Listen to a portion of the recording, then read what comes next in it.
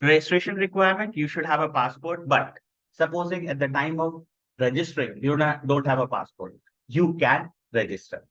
But then at the time of writing the exam, you need to have a passport in your hand. Without passport, they will not allow you to sit for the exam. And when you're filling up the form, you have to write the country where you're getting a passport from. If there is any change, say for example, your parents moved out or you have moved out or something happened in between. Normally that is not the case with most of us.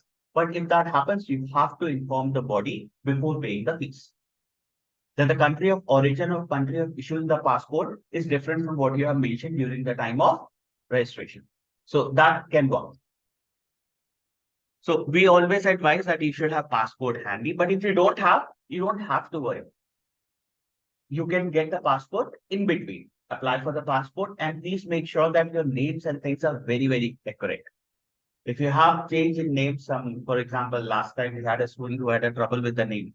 Names are different. So you have to get the name same, or else you're going to have little trouble running. So that is the reason we say we should have a passport handy, because if you have handy, you know what is written in there.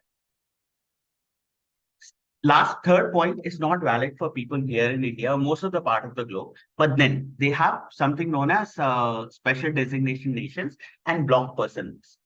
They have created a list of people who might have done some financial crimes or come from countries where they are not having exam centers. So those people will not be able to write the exam. Even if you register and pay, the fee will not be refunded. I've given you the link of OPEC compliance policy.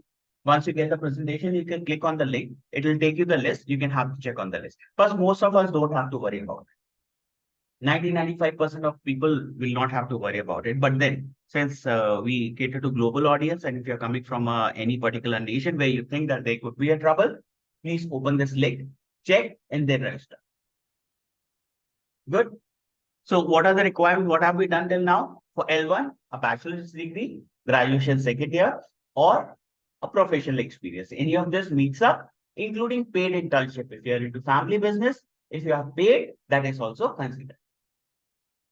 But they can ask you for a proof. So paid does not mean only in the form of a letterhead or a paper running. Sales slips or account transfers. In your home business, you don't normally provide sales salary slips. You have account transfers or income tax returns for that matter. Getting the idea? Anything till here?